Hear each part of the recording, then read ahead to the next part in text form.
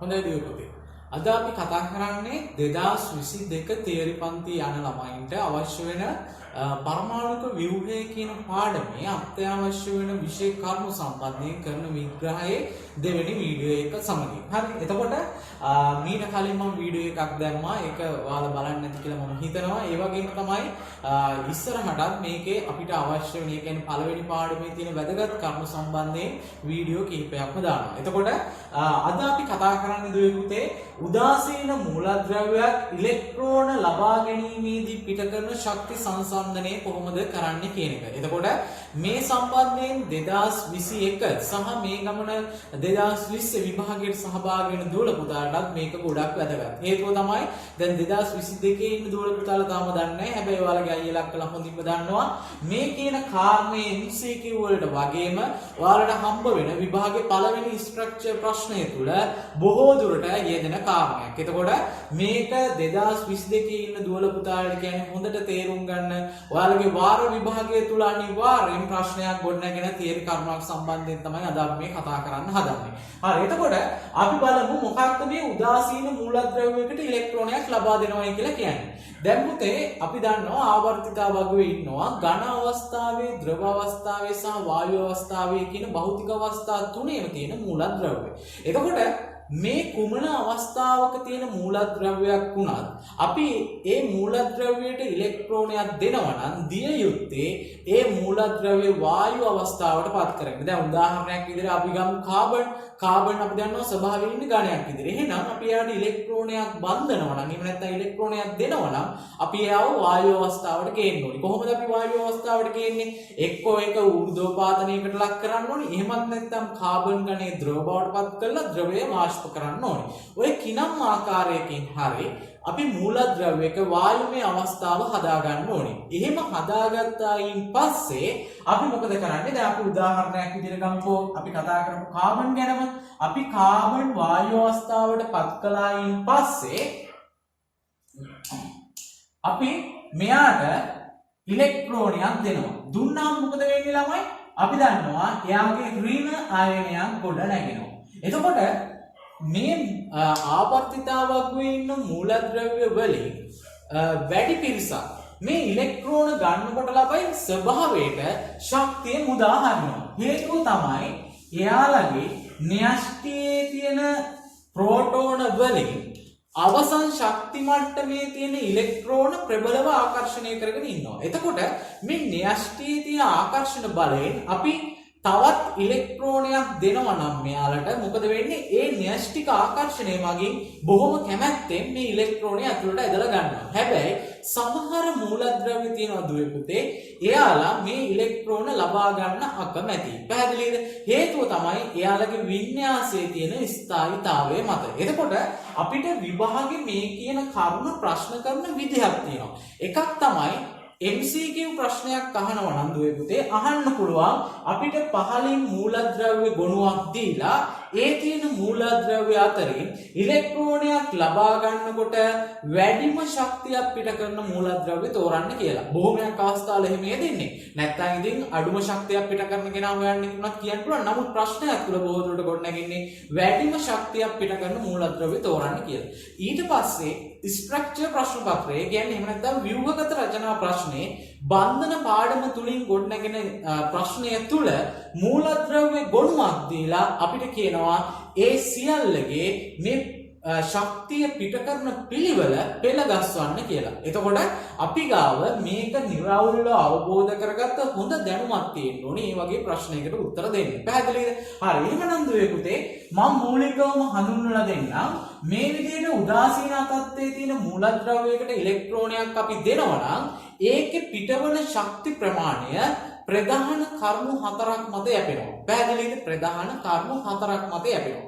එතකොට මේ තියරි හතර අපි ලැබෙන ප්‍රශ්නයකට යෙදුවොත් ඒ ප්‍රශ්නේ නිවැරදිව උත්තරේ ගොඩනගා ගන්න පුළුවන්. හරි.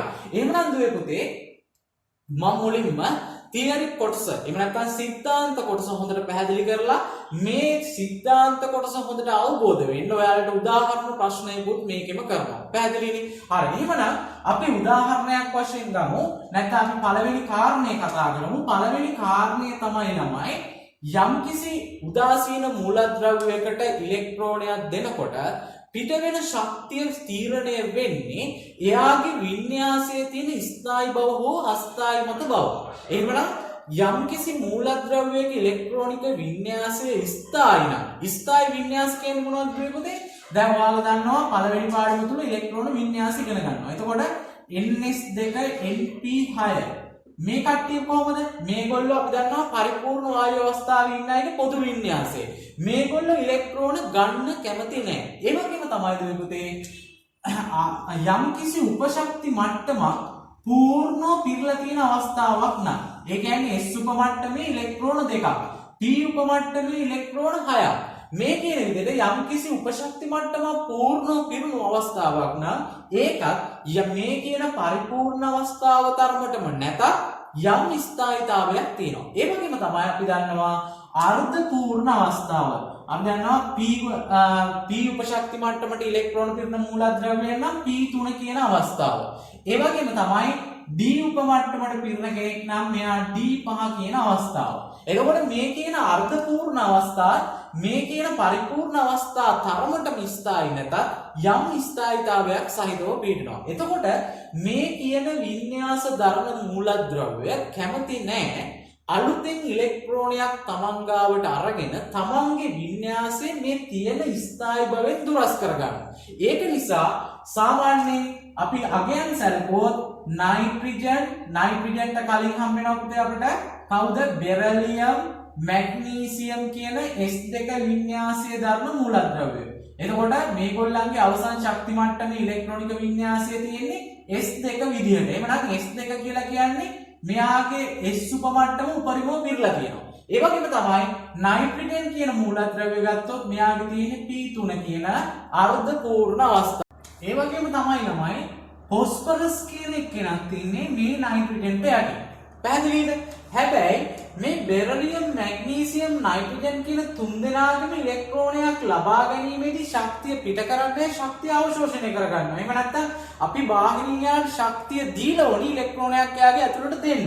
එතකොට මේ ෆොස්ෆරස් කියන කෙනාගේ ඉලෙක්ට්‍රෝනයක් ලබා දෙනකොට ශක්තිය පිට කරනවා. එතකොට එයාගේ P3 කියන වින්‍යාසයේ අර්ධ පූර්ණ අවස්ථාව තමයි තියෙන්නේ. හැබැයි මෙතනදී මේ නයිට්‍රජන්ට වඩා මේ ෆොස්ෆරස්ගේ පරමාණුකාරයේ වැඩිවීම මේ කියන ඍණාගය ලැබීමට හේතු වෙනවා. එතකොට දැන් අපි කතා කරා මොනවද? පළවෙනි තියරි එක වින්‍යාසයේ ස්ථායීතාවය මත තමයි අපි පළවෙනි බෙදීම සිද්ධ කරන්නේ. පැහැදිලිද? හරි. එහෙමනම් මේකේ අර්ධ පූර්ණ අවස්ථාවක් තුල හරි එහෙම නැත්නම් උපශක්ති මට්ටමක් පූර්ණව පිරලා තියෙන අවස්ථාවක් හරි තියෙනවා නම් ඒ අයව අපි ගන්නවා පහළට අඩු ශක්තියක් පිට කරන අය විදියට.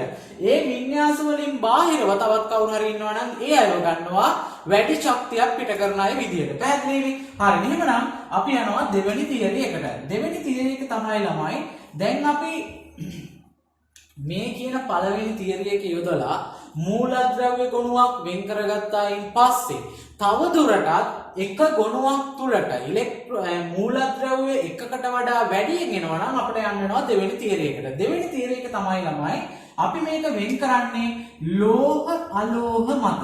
දැන් 2022 දුවල පුතාලට මතක් වෙන්න ඕනි ආවර්තිතා වගේ ಗುಣ අධ්‍යයනය කරපු පාඩම් කොටස. එතකොට අපි දන්නවා පළවෙනි කාණ්ඩයේ සහ දෙවෙනි කාණ්ඩයේ ලෝහය ඉන්නවා. ඊට පස්සේ ඉදිරියට යනකොට අලෝහ ස්වභාවය වැඩි වෙනවා. එහෙමනම් අලෝහමය ස්වභාවය වැඩි වෙනවා කියන්නේ අලෝහ මූලද්‍රව්‍ය වැඩි වෙන්න ගන්නවා ආවර්තයක් තුල පිහිටන.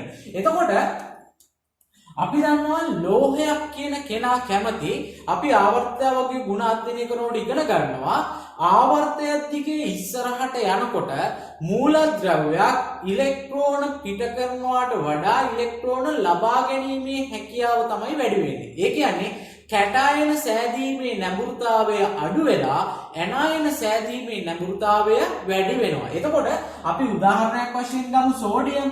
සෝඩියම් කැමති මෙයා ඉලෙක්ට්‍රෝනයක් පිට කරලා සෝඩියම් ධනායනීය බවට පත් වෙන්න තමයි වැඩි කැමති. පැහැදිලිද? එතකොට අලෝහයක් වශයෙන් ඉන්න ෆ්ලෝරින් ගමු.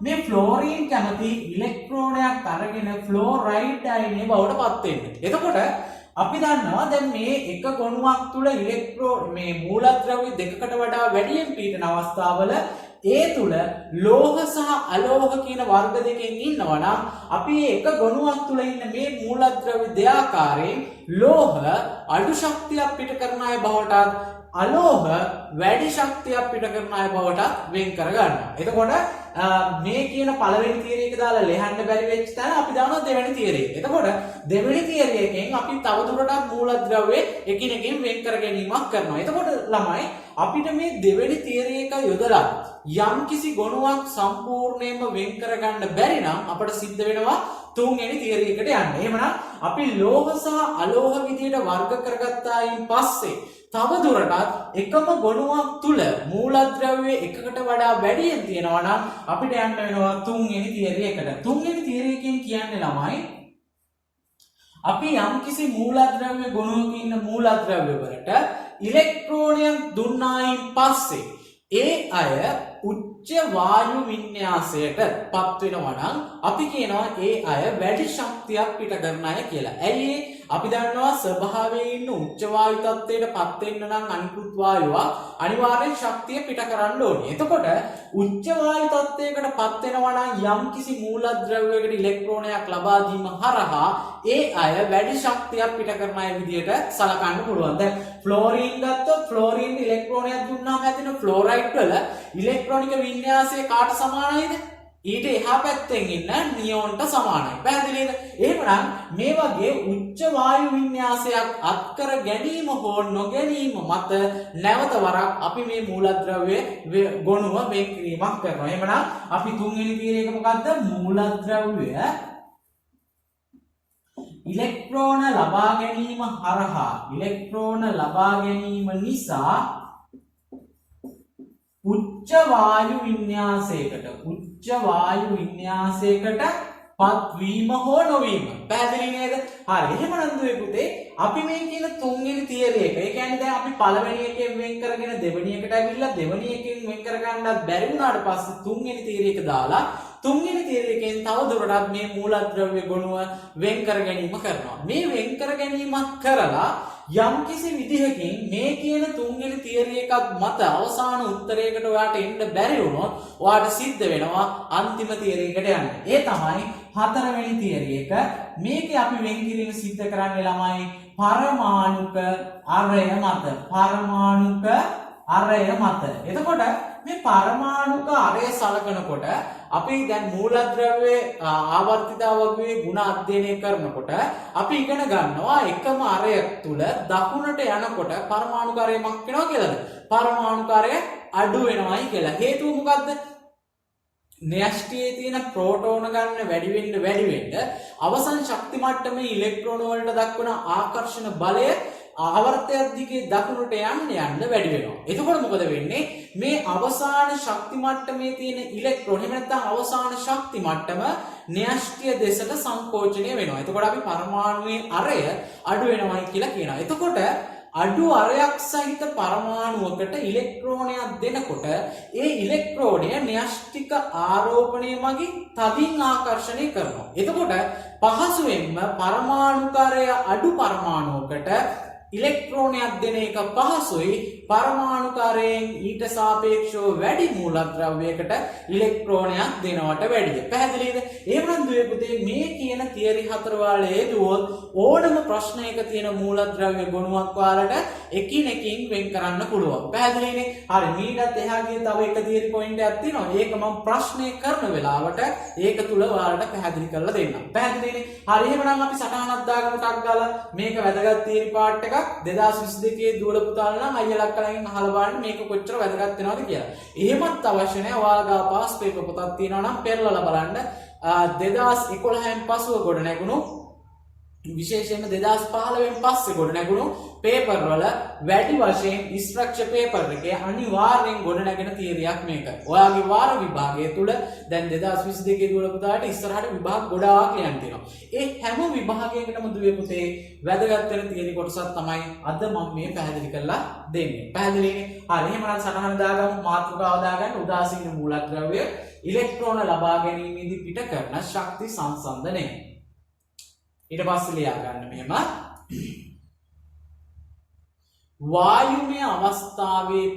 වායුමය අවස්ථාවේ පවතින ඒ කියන්නේ දැන් මේක ඝනමය අවස්ථාවේ හිටියත් අපි වායුමය අවස්ථාවට පත් කරන්න ඕනේ. වායුමය අවස්ථාවේ පවතින මූලද්‍රව්‍යයකට ඉලෙක්ට්‍රෝනයක් ලබා දීමේදී බොහොමයක් මූලද්‍රව්‍ය ශක්තිය විමෝචනය කරයි. ඊට පස්සේ ඒකටම ලියන්න. නමුත් සමහර මූලද්‍රව්‍ය වින්‍යාසයේ ස්ථායීතාවය නිසා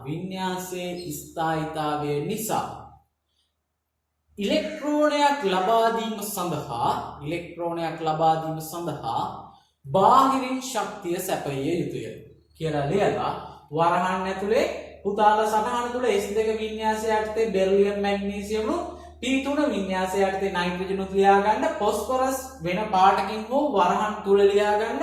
එයාගේ වින්‍යාසය දරුවට එයාගේ ඍණ අගයක් නෙමෙයි. එහෙම නැත්නම් ශක්තිය විමෝචනයක් ශක්තිය අවශෝෂණයක් නෙමෙයි. එයා විමෝචනයක් සිද්ධ කරන්නේ. ඒක හොඳට මතක තියාගන්න. හරි. ඊට පස්සේ ලියා ගන්න රූලක් කරලා මූලද්‍රව්‍ය ගොනුවක් සපයා ඉලෙක්ට්‍රෝනයක් ලබා දීමේදී පිටවන ශක්තියෙහි අනුපිළිවෙල සකස් කිරීමට ඇති අවස්ථාවක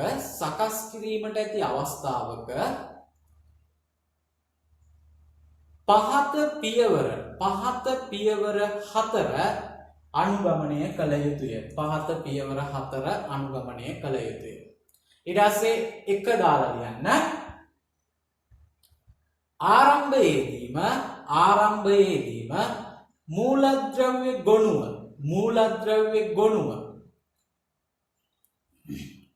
ස්ථායි වින්‍යාස දරන අය නැත්නම් ස්ථායි වින්‍යාස දරන මූලද්‍රව්‍ය. එතන දුවේ පුතේ වරහන් ඇතුලේ මේක දාගන්න. NS2 NP6, S2, P6, P3, D5. ස්ථායි වින්‍යාස දරන අය. අඩු ශක්තියක් පිට කරන මූලද්‍රව්‍ය ලෙසද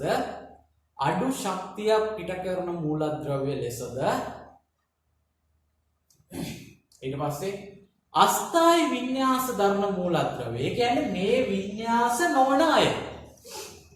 අස්ථායි වින්‍යාස දරන අය වැඩි ශක්තියක් පිට කරන මූලද්‍රව්‍ය ලෙසද වෙන් කරගන්න. ඊට පස්සේ දෙක දාලා ලියන්න. ඉහත වෙන්කිරීම තුලදී එකම ගොනුවක් තුලට මූලද්‍රව්‍ය කිහිපයක් පැමිණේ නම් ඒවා ලෝහ සහ අලෝහ ලෙස වර්ග කළ යුතුය. ඊට පස්සේ ඒකටම ලියන්නේ එහිදී ලෝහ අඩු ශක්තියක් පිට කරන මූලද්‍රව්‍ය ලෙසද අලෝහ වැඩි ශක්තියක් පිට කරන මූලද්‍රව්‍ය ලෙසද වර්ග කරගන්න. ඊට පස්සේ 3 දාලා ලියන්න. ඉහත වර්ගීකරණයේදීද එකම ගොනුවක් තුලට මූලද්‍රව්‍ය කිහිපයක් පැමිණේ නම් ඒවා ඉලෙක්ට්‍රෝනයක් ලබා ගැනීමේදී උච්ච වායු වින්‍යාසයකට පත්වන මූලද්‍රව්‍ය ලෙසද එසේ නොවන ලෙසද. ඒ කියන්නේ එහෙම වෙන අය වෙනමත් එහෙම නොවන අය වෙනමත්. එසේ නොවන අය වෙනමද වෙන් කරගන්න. එහිදී උච්ච වායු වින්‍යාසයක් දරන මූලද්‍රව්‍ය එහෙම නැත්නම් උච්ච වායු වින්‍යාසයකට පත්වන මූලද්‍රව්‍ය වැඩි ශක්තියක් පිට කරන ඒවා ලෙසද වැඩි ශක්තියක් පිට කරන ඒවා ලෙසද එසේ නොවන මූලද්‍රව්‍ය අඩු ශක්තියක් පිට කරන ඒවා ලෙසද වර්ග කළ යුතුය. ඊට පස්සේ පුතේ ඒකිනුත් වෙන් කරන්න බැරි නම් අපිට යන්න වෙනවා අවසාන තියරි එකට. ඊට පස්සේ කියන්න 4 දාලා ඉහත වෙන් කිරීම තුලදීද එකම ගොනුවක් තුලට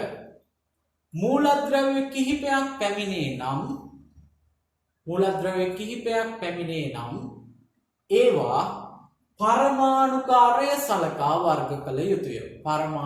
අරය සලකා වර්ග කළ යුතුය. ඊට පස්සේ ඒකටම ලියන්න අඩු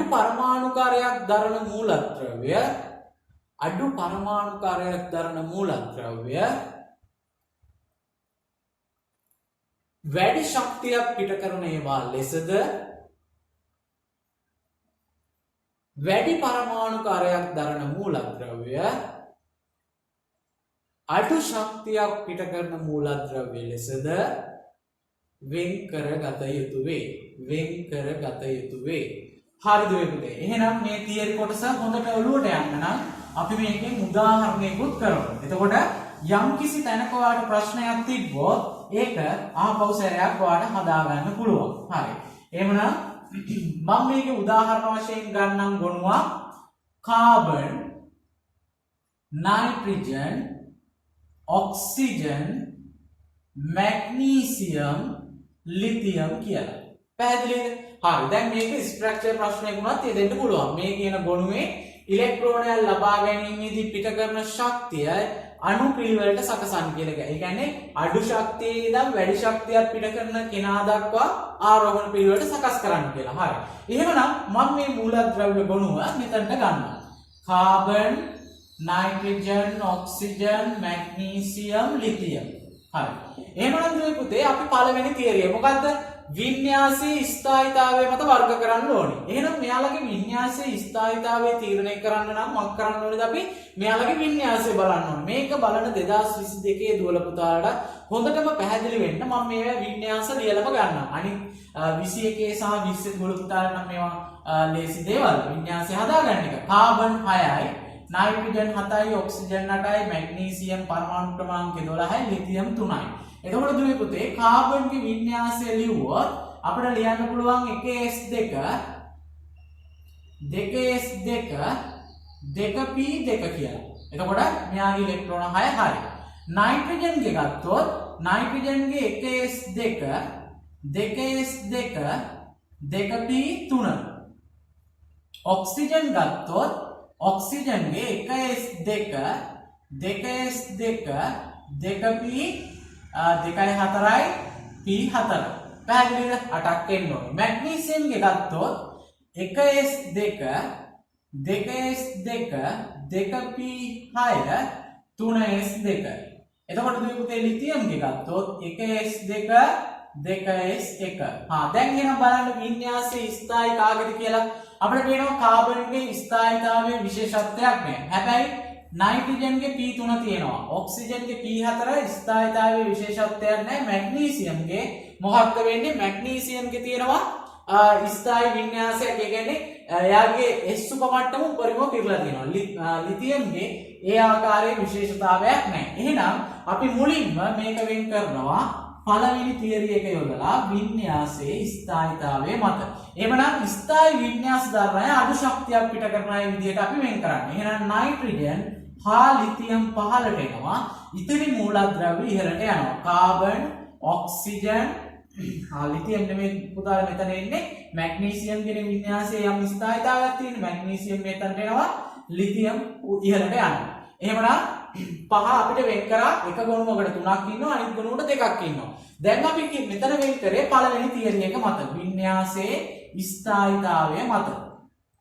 එහෙමනම් දැන් අපිට පේනවා අපිට දෙවෙනි තියරි එකට යන්න වෙනවා. එහෙනම් දෙවෙනි තියරි එක මොකද්ද? ලෝහ සහ අලෝහ මත වර්ග කරන්න ඕනේ. හරි. එහෙමනම් අපි පැහැදිලි කරගත්ත තියරි එක කතා කරන වෙලාවේ लोह අඩු ශක්තියක් පිට කරන ඒවා ලෙසත් අලෝහ වැඩි ශක්තියක් පිට කරන ඒවා ලෙසත් වෙන් කරන්න කියලා. කාබන් ඔක්සිජන් ලිතියම් අතරින් එකම ලෝහයයි ඉන්නේ ඒ ලිතියම්. කාබන් හා ඔක්සිජන් ඉහළට යනවා වැඩි ශක්තියක් පිට කරන ඒවා විදියට. මෙතනින් මැග්නීසියම් ලෝහයක් එහෙනම් එයාගේ අඩු ශක්තියක් පිට කරන විදියට පහළට, නයිට්‍රජන් ඉහළ ශක්තියක් පිට කරන එක්කෙනා විදියට ඉහළටත් යනවා. එහෙනම් දුවේ පුතේ දෙවෙනි තියරිය දාපු ගමන් අපිට මේකේ තේරුම් ගන්න පුළුවන් මොකක්ද? ලෝහ සහ අලෝහ මත වින්දරේ එහෙනම් අඩුම ශක්තියක් පිට කරන්නේ මේ ගොනුවෙන් කවුද? මැග්නීසියම්. ඊට පස්සේ නයිට්‍රජන්, ඊට පස්සේ ලිතියම්. දැන් වෙන් කරගන්න ඕනේ කාබන් හා ඔක්සිජන් කියන දෙන්නගේ කවුද වැඩි ශක්තියක් පිට කරන්නේ, කවුද අඩු ශක්තියක් පිට කරන්නේ කියලා. එහෙමනම් මේ කාබන් හා ඔක්සිජන් කියන දෙන්නම අලෝහය. ඊට පස්සේ අපිට යන්න වෙනවා තුන්වෙනි තියරි එකට. තුන්වෙනි තියරි එක මොකක්ද අපි කතා කරේ? යම් ඉලෙක්ට්‍රෝනයක් ලබාගෙන කෙනෙක් උච්ච වායු වින්‍යාසයටපත් වෙනවා නම් එයා වැඩි ශක්තියක් පිට කරන මූලද්‍රව්‍ය ලෙසත් අනිත් කෙනා අඩු ශක්තියක් පිට කරන මූලද්‍රව්‍ය ලෙසත් වෙන් කරනවා. දැන් කවුද ඉන්නේ? කාබන් හා ඔක්සිජන්. කාබන්ගේ P2. මෙයාට ඉලෙක්ට්‍රෝනයක් දුන්නයි කියලා උච්ච වායු වින්‍යාසයට යනවාද? මෙයා P6ට යන්න නම් ඉලෙක්ට්‍රෝන 4ක් දෙන්න ඕනේ. එහෙනම් එයා යන්නේ නැහැ. ඊළඟට ඉන්නේ කවුද? ඔක්සිජන්. එයාගේ P4 ඉන්නේ. P4 ඉන්න කෙනාට P6ට යන්න නම් උච්ච වායු වින්‍යාසයට යන්න නම් ඉලෙක්ට්‍රෝන දෙකක් දෙන්න වෙනවා. එහෙනම් මේ කියන දෙන්නාගෙන් කවුරුවත් උච්ච වායු වින්‍යාස අත් කරගන්නේ නැහැ ඉලෙක්ට්‍රෝනයක් ලබා ගැනීම නිසා. එහෙනම් මේ දෙන්නම පහළට යනවා. එහෙනම් මේ තුන්වෙනි තියරි එක දැම්ම අපි උච්ච වායු වලටපත් වීම හෝ නොවීම මත. දැන් එහෙනම් අපිට සිද්ධ වෙනවා ළමයි මොකක් කරන්නද? හතරවෙනි තියරි එකට යන්න. හතරවෙනි තියරි එකෙන් අපි මොකද්ද කතා කරේ? හතරවෙනි තියරි එකෙන් කතා කරේ පරමාණුක අරය සලකා වර්ග කිරීම. දැන් කාබන් ඔක්සිජන් දෙන්නම ඉන්නේ එකම ආවර්තයේ. අපි ඒ ආවර්තයේ මූලද්‍රව්‍ය ටික ලියමු. Lithium, beryllium, boron, carbon, nitrogen, oxygen, fluorine, නියොන්.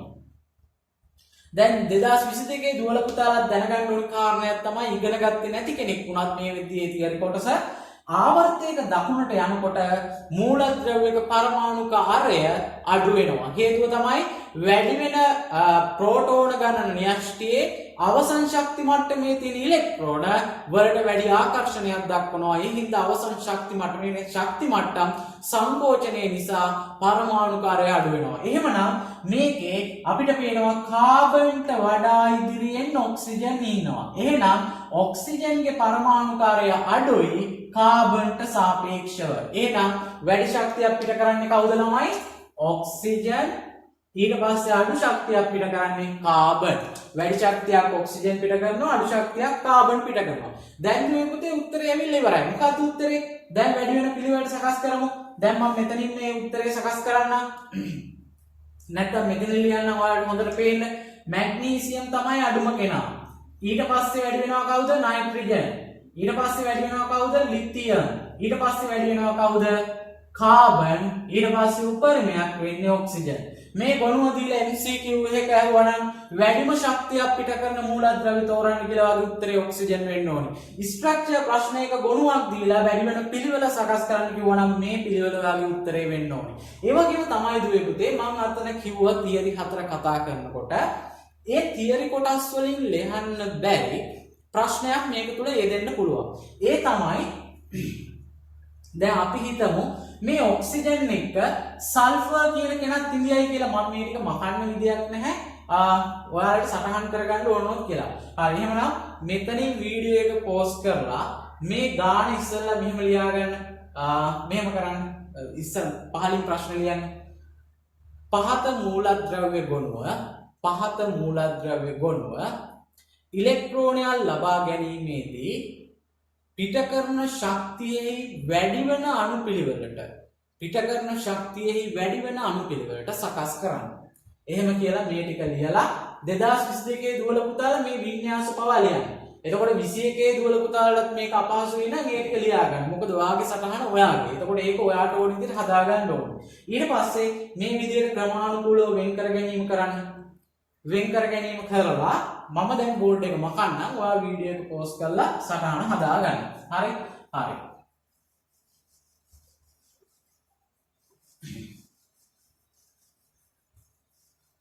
එහෙමනම් මම මේ ටික තියාගන්න. අපි හිතමු ඔක්සිජන් සල්ෆර් කියන දෙන්න එකට ඉඳියා කියලා. එතකොට අවසාන පියවර දක්වා මේ දෙන්න ආවොත් කොහොමද අපි වෙන් කරන්නේ? දැන් මේකෙදි පරමාණුක අරය සලකලා වර්ග කරනකොට මෙතන දුවේ පුතේ අපි දන්නවා පරමාණුක අරය ඔක්සිජන්ගේ වැඩි. නේ ඔක්සිජන්ගේ අඩුයි. සල්ෆර්ගේ වැඩි. මෙයා දෙවෙනි ආවර්තය, මෙයා තුන්වෙනි ආවර්තය. පැහැදිලිද? එතකොට අපි දැන් දාපු තියරි එකක් තමයි ළමයි ආවර්තයක් දිගේ දකුණට යනකොට පරමාණුකාරය අඩු වෙනවා. පරමාණුකාරය අඩු වෙනවා. පැහැදිලිද? ඒ නිසා පිටවන ශක්තිය වැඩි වෙනවා. මම මේ කෙටි සටහනක් ඔයාලට මෙතන හදලා දෙන්නේ. මේක හරියට හදාගන්න. ඒ වගේම තමයි ළමයි මේක මේ මම සලකන්නම් දෙවෙනි ආවර්තය කියලා. ඒ වගේම තුන්වෙනි ආවර්තය තුල මේ විදිහම තමයි. ඒ කියන්නේ ආවර්තයේ දකුණට යනකොට පිටවන ශක්ති ප්‍රමාණය වැඩි වෙනවා. පිටවන ශක්ති ප්‍රමාණය වැඩි වෙනවා. මේව මම E කියලා දානවා. ඒ වගේම තමයි කාණ්ඩයක් දිගේ පහළට යනකොට කාණ්ඩයක් දිගේ පහළට යද්දී ඔයා සලකන කාණ්ඩයේ ඉන්නේ ලෝහ නම් ඔයා සලකන කාණ්ඩයේ ඉන්නේ ලෝහ නම් මේ කාණ්ඩයේ පහළට යනකොට මම මෙතන ලෝහ කියලා දාන්නම්. මෙතනදී කාණ්ඩයක් දිගේ පහළට යද්දී ළමයි ශක්තිය විමෝචනය වෙන ප්‍රමාණය නෙමෙයි වැඩි වෙන්නේ, ශක්ති අවශෝෂණය වෙන ප්‍රමාණය වැඩි වෙන්නේ. මම පද්ධතිය තුලට ඊතලයේ ගැහුවේ. මෙතනදී ශක්තිය අවශෝෂණය වීම වැඩි වෙනවා. ඒ වගේම ආවර්තයක දකුණට යනකොට පිට වෙන ශක්තිය වැඩි වෙනවා. මම මේ පිටට ඊතලයේ ගැහුවේ. පැහැදිලිද? ඒ වගේම තමයි යම්කිසි කාණ්ඩයක් දිගේ පහළට යනකොට ඒ කාණ්ඩය ළමයි අලෝහ නම් මොකද්ද? අලෝහ නම් කාණ්ඩයේ පහළට යනකොට පිට වෙන ශක්ති ප්‍රමාණය වැඩි වෙනවා. මොකද්ද? පිට වෙන ශක්ති ප්‍රමාණය වැඩි වෙනවා. එවනම් මේකේ මේ විදිහට හදාගන්න. එතකොට ඔක්සිජන් සල්ෆර් කියන දෙන්න හිටියොත් මෙයාට පහලින් මෙයා ඉන්නේ අලෝහ කාණ්ඩයක්. එහෙනම් ඔක්සිජන්ට වඩා සල්ෆර් වල පිටවන ශක්ති ප්‍රමාණය වැඩි වෙනවා. මේක ලෝහ සහ අලෝහ කියන කාණ්ඩ දෙකේ වෙන වශයෙන් අවබෝධ කරගත යුතු කාරණයක්. එහෙනම් මම ඔයාලට සියලුම කාරණා ටික මෙතන පැහැදිලි කරලා දුන්නා. එහෙනම් මේ ගාන හදලා තරු ලකුණක් දාලා මේ කියන සටහන හදාගන්න. එතකොට මේ තියෙන්නේ තුන්වෙනි ආවර්තය, මේ තියෙන්නේ දෙවෙනි ආවර්තය. එතකොට මේ තියෙන්නේ කාණ්ඩයක් දිගේ පහළට ලෝහ, මේ තියෙන්නේ කාණ්ඩයක් දිගේ පහළට අලෝහ. එහෙමනම් මේ තියරි කොටස සම්බන්ධයෙන් කියා දී යුතු කරුණු 100%ක්ම මම ඔයාලට පැහැදිලි කරලා දුන්නා. එතකොට සටහන හදාගෙන ඔයාගේ දැනුම වැඩි කරගන්න ඔයා වැඩ කරන්න. පැහැදිලිනේ? හරි. ඒකම මම මෙතන මතක් කිරීමක් කරනවා. දැන් මම කලින් වීඩියෝ එකේ කිව්වා ළමයින්ට ඔන්ලයින් ක්ලාස් එකක් 2022 තියරි දුවල පුතාලට ෆ්‍රී ඔෆ් චාර්ජ් කරනවා කියලා. එතකොට ඒකට තව පොඩි කාලයක් මට දෙන්න. මොකද මේ රිවිෂන් පන්ති වල වැඩි වෙලා තියෙනවා. මොකද දැන් ඒ දුවල පුතාලගේ ලබන මාසේ විභාග නිසා. ඒක නිසා නමුත් මම හැකි ඉක්මනට මේ වැඩසටහන පටන් ගන්නවා. එතකොට එදා මම වීඩියෝ එකේදී මගේ ෆෝන් නම්බර් එක දැම්මා. මට දරුවෝ කීප දෙනෙක්ම මැසේජ් දාලා තිබ්බා. එතකොට මම අදත් මගේ ෆෝන් නම්බර් එක ඔයාලට ලියන්නම් 071 52 98යි 978. ඔයා ලංකාවේ කොහේ ඉඳියත් ප්‍රශ්නයක් නැහැ.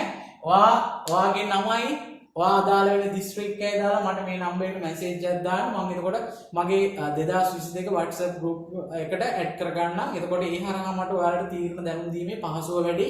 ඒ වගේම ඉස්සරහට ඒකේ ඔයාලට ගෙදර ඉන්න ගමන් කරන්න චූටි වැඩ, විෂයානුබද්ධ වැඩ මම ඒක තුලින් දෙන්නම්. එතකොට ඒකට කුංචි කාලයක් මට දෙන්න. හරිද? එතකොට මේ ඉන්න එකේ වැඩක් නැහැ කියලා හිතන කවුරු හරි ඉන්නවනම් එහෙම ලීව් වෙන අයත් ඉන්නවා. එතකොට එහෙම ලීව් වෙන්න ප්‍රශ්නයක්වත් නැහැ. හරි. එතකොට Tamanට ප්‍රයෝජනයක් ලැබෙයි කියලා හිතන දුවල පුතාලා ටික මේ දෙන වැඩ ටික හරි පිළිවෙලකට කරන්න. හරි. එහෙමනම් මේ කියන එක හදාගන්න. මේක ඔයාලට විභාගයේ ලකුණු හදන තැන. පැහැදිලි නේද? හරි. හොඳයි. එහෙමනම් ඉක්මනටම ඊළඟ වීඩියෝ එකෙන් මම තව තීරි පාඩයක් ඔයාලට කරලා දෙන්නම්.